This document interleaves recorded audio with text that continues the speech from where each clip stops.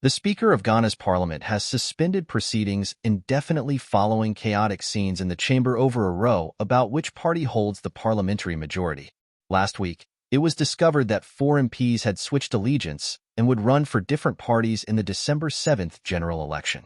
Speaker Alban Bagbin then declared that their seats were vacant, arguing that the Constitution does not allow MPs to defect. In a finely balanced parliament, that decision, which is being challenged in court, means that the opposition National Democratic Congress, NDC, has become the majority party.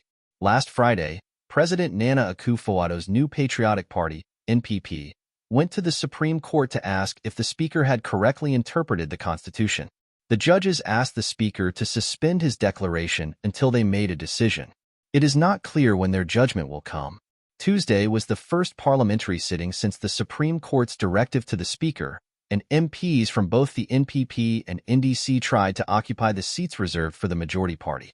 Eventually, the NPP leader in Parliament, Alexander Afenio-Markin, instructed his MPs to walk out in order to avoid any conflict. The NDC lawmakers then started singing party songs and marching around the chamber. The Speaker said that without the NPP legislators present, there were not enough MPs to make decisions, which is when he suspended proceedings indefinitely. The suspension has significant implications as it means the government cannot get approval for important funding and laws, which could affect how the country is run over the coming year. Ghana has a reputation for being one of the most stable democracies in Africa, but the outcomes of its parliamentary and presidential votes tend to be very close. After general elections in 2020, both the NPP and the NDC each had 137 MPs, with the NPP becoming the majority party after gaining the support of a legislator who had stood as an independent candidate.